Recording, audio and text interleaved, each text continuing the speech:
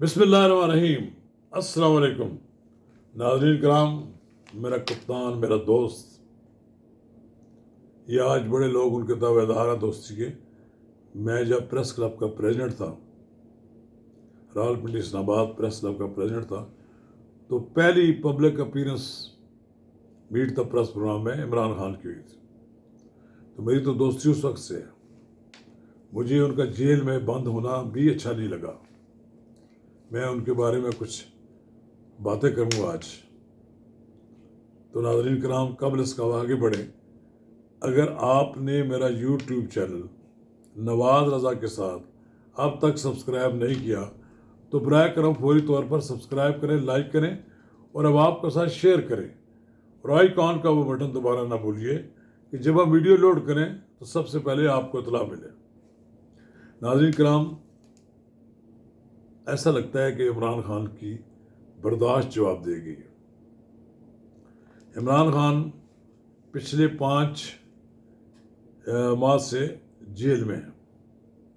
लोग कहते थे कि जेल नहीं काटेंगे, जेल काट ली उन्होंने। फिलहाल तो उनका मोराल बुलंद है, उनकी हस्बे ज़रूरत चीज़ें भी उनको फराहम की जा रही हैं।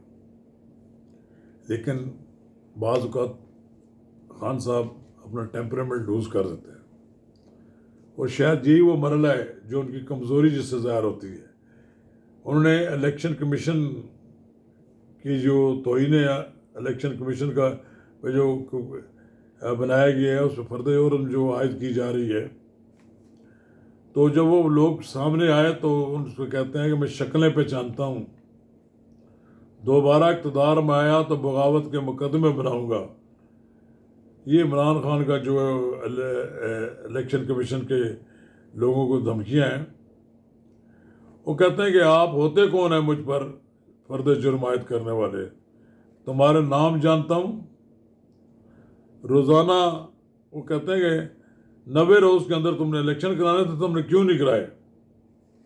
सब कुछ ये जो कहते हैं वो जो जिनके कहने पर तुम कर रहे हो वो तो तुम्हें कल नहीं बचा सकेगा। ये उनको मालूम है कि कौन, वो उन्होंने उसकी वजाहत तो नहीं की कि कौन उनको बचाएगा और कौन नहीं बचाएगा। लेकिन ये मज़ीद उनके ख़िलाफ़ जो तौहीन इलेक्शन कमीशन है, मज़ीद अब कार्रवाई हो सकती है। खान साहब टेम्परामेंट लूज़ ना करें। बहादुरी और जुर्रत का नाम यही होता है कि आदमी वक़ार के साथ अपने ख़िलाफ़ इल्ज़ामात सुनता है और अपना दफा भी करता है। लेकिन जिन लोगों को आपने कहा कि आपको मैं जानता हूँ और आपके साथ ये करूँगा, ये चीज़ें तो आप हुकूमत में भी से करते रहते थे। ये भी था कि आप उस वक्त भी कहते थे कि AC उतरवा दूँगा, घर से खाना नहीं आने दूँगा, तुम्हें नीचे ज़मीन पर सुलवा दूँगा, तुम्हारा ये कर दूँगा, तुम्हारा वो कर दूँगा, जेलों में लोगों को डाल दूँगा। सब कुछ करते करते आप खुद जेल में चले गए। आप लाडले थे एस्टेब्लिशमेंट के। एस्टेब्लिशमेंट ने आपको कई साल लगाए, इस काबिल बनाया कि आप एक बड़ी पार्टी के लीडर बन जाएं। वरना तो यहाँ परवेज़ मुशर्रफ के दौर में वो इलेक्शन हुआ तो आपको 1 सीट मिली थी और उससे पहले होने वाले इलेक्शन में आपकी ज़मानतें ज़ब्त हुई और आप हार गए। एक आपकी इमेज बिल्डिंग हुई, आप इस काबिल बन गए कि आज आप एक बड़े लीडर बन गए, लेकिन आपने उसको संभाल नहीं सके। मुझे अब्दुल सत्तार वज़ीर ख़ारजा होते थे पाकिस्तान के, हम उनके साथ मिलने गए तो उन्होंने एक बड़ी खौफनाक बात बताई थी कि हेनरी किसिंजर ने आगा शाही से कहा था, जनरल साहबजादा याकूब खान को कहा था कि आप इनका ख्याल रखें, ये हमारे बरखुदार हैं। तो उसमें कोई सदाकत नज़र नहीं आती थी। लेकिन फिर हमारे दोस्त, हमारे और भी कई दोस्त हैं जिन्होंने इसकी तस्दीक की।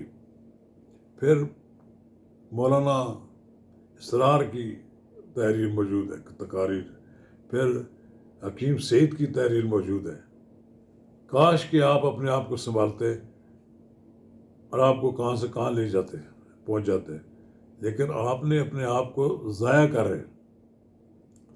आप एक मुल्क के बड़े लीडर बनते हैं, आप उम्मत मुस्लिमा के लीडर बने, लेकिन आपके अंदर जो कमज़ोरियाँ आप सामने आ रही हैं, आप बर्दाश्त करें। आप कैद तन्हाई आपको है, इसके अलावा आपको और कोई तकलीफ़ नहीं है। ये कैद तन्हाई भी भुगतना भी बड़ी मुश्किल बात है। आप किताबें पढ़ रहे हैं, माशाल्लाह, किताबें पढ़नी चाहिए। जो भी जेल जाता है उसको या तो किताब भी वहीं से लिखनी चाहिए और पढ़ना भी चाहिए। आप अपने जवाल के असबाब पे किताब लिखें। आपके जवाल के असबाब क्या थे, किन वजूहात से आप यहाँ तक पहुँचे, जबकि एस्टेब्लिशमेंट आपको मज़ीद अर्सा तक इक़्तिदार में रखना चाहती थी। तो खान साहब, बड़ा मुश्किल वक्त है, और इस मुश्किल वक्त में आपके बहुत से साथी आपका साथ छोड़ गए। आप इस तरफ ही देखना होगा कि किन लोगों के साथ आपने अपने साथ लेकर चले। ऐसी भी कोई सूरत हाल नहीं है कि लोग जनाब मारे जाए। ये फवाद चौधरी साहब वापस आ गए ना। फवाद चौधरी साहब अब आपके साथ ही भुगत रहे जो भी जाए, तो क्या कर लेंगे? कुछ नहीं होगा। साल 6 महीने गुजर ही जाएंगे जेल में। जिसकी हिम्मत होगी वक्त गुजार लेगा। बहरहाल अल कादर ट्रस्ट भी आपका पीछा ताकब कर है। खान साहब के लिए तो मुझे नजर नहीं आता कि आइंदा कुछ सालों में वो बाहर आ सके। खान साहब उसी सूरत में बाहर आ सकते हैं कि लोगों को धमकियां देना छोड़ दें, अपने तर्ज अमल में तब्दील करें और केस को संजीदगी के साथ लें। इंशाअल्लाह हर एक की सुनवाई होती है। इन्हीं अदालतों ने फिर आपको बरी भी कर देना है।